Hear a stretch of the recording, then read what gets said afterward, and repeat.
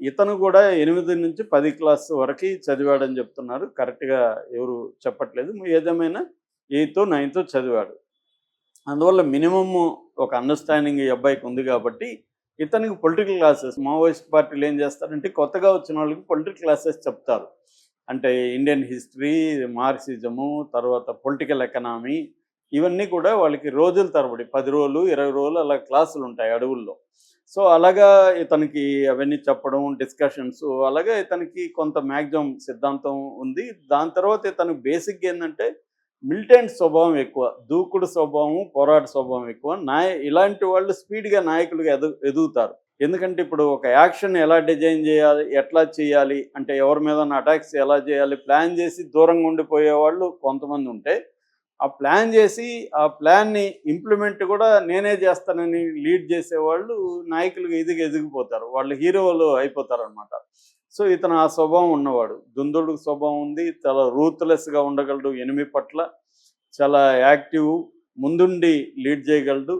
రెండోది టెక్నికల్‌గా very knowledgeable. అంటే ఈ ఐఈడీలు, ఇంప్రొవైజ్డ్ ఎక్స్‌ప్లోజివ్ డివైసుల్ని ఎట్లా పెట్టాలి, మందు పాత్రలు ఎట్లా పెట్టాలి, ఒక మిలిటరీ వ్యూహాన్ని ఎలా రచించాలి, ఒక పెద్ద బెటాలియన్‌ని అంటే 300-400 మందిని ఎట్లా ఆర్గనైజ్ చేసి అటాక్ చేయించాలి. ఇవన్నీ కూడా ఇతను సక్సెస్‌ఫుల్‌గా నేను నిన్న లిస్ట్ ఔట్ కూడా చేశాను.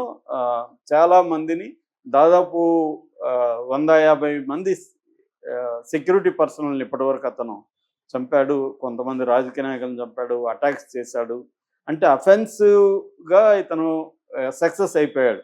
అట్లాగే మిలిటరీ కమిషన్‌లో కూడా ప్రముఖ పాత్ర వహిస్తున్నాడు. కాబట్టి ఇప్పుడు అంటున్నారంటే తన గురువు నంబాల కేశవరావుని చంపారు కాబట్టి ప్రతీకారం తీర్చుకోవాలి అనేది ఇతను అనుకుంటున్నట్టుగా చెప్తున్నారు. మొన్నటి వరకు ఏందంటే మేము ఆయుధాలని పట్టుకోవట్లేదు, ఆయుధాలు విసర్జించాము, కాల్పుల విరమణ మేము ప్రకటించేశాము అని వీళ్ళు అనౌన్స్ చేశారు. కానీ ప్రభుత్వం వినట్లేదు. మీరు కాల్పుల గిరమణ, శాంతి చర్చలు అవన్నీ జాంతానై మేము మిమ్మల్ని చంపేస్తాం. లేదంటే మీరు సరెండర్ అవ్వండి. ఇదొక్కటే మీకు మార్గం. మీరు నిజంగా శాంతి చర్చలు అంటే అందరూ వచ్చి సరెండర్ అయిపోండి. అప్పుడు చర్చిద్దాం. ఇప్పుడేమని చర్చిస్తాం?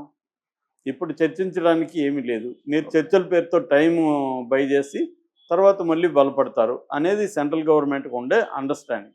అది వాళ్ళ పాయింట్ ఆఫ్ వ్యూలో చూస్తే కరెక్టే.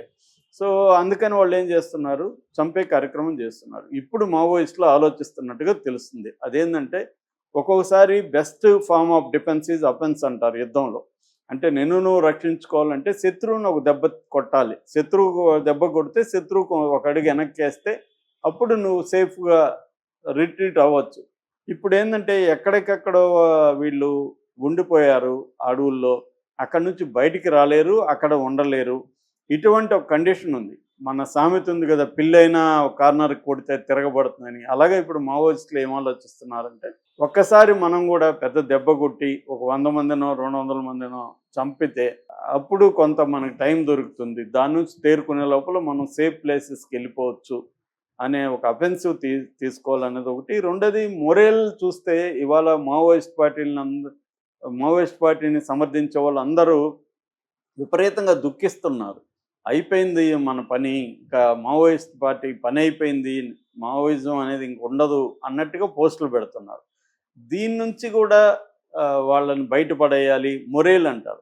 మొరేల్ నిలబెట్టాలంటే ఒక పెద్ద అటాక్ చేసి మేమేమి వెనక్కి వెళ్ళట్లేదు. ఇది టెంపరరీగా మాత్రమే తప్ప మావోయిస్ట్ పార్టీని నిర్మూలించలేరు. ఇప్పటికి కూడా స్ట్రాంగ్ సీసీ కమిటీ ఉంది. క్యాడర్ ఉన్నారు అని అనౌన్స్ చేయడమే కాకుండా అది యాక్షన్ రూపంలో ఒక పెద్ద అటాక్ ఒకటో, రెండో, మూడో చేయగలిగితే, ఒక మల్టిపుల్ అటాక్స్ గాని చేయగలిగితే, మేము కూడా బౌన్స్ బ్యాక్ కాగలము. మేము దీనికి నాశనం అయిపోయే పరిస్థితి లేదు. మావోయిజం అంతం కాదు అని చెప్పడం కోసమే కిడ్మా ఈ బాధ్యత తీసుకుని ఇప్పుడు ఆర్గనైజ్ చేస్తున్నాడు అని చెప్తున్నారు. అది పాజిబిలిటీ అయితే ఉంది. నిజమా కాదో మనకు తెలీదు గానీ పాజిబిలిటీ చాలా సార్లు ఇది జరుగుతుంది. అంటే లెనినే అంటాడు, ఒక అడుగు ముందుకు 2 అడుగులు వెనక్కని.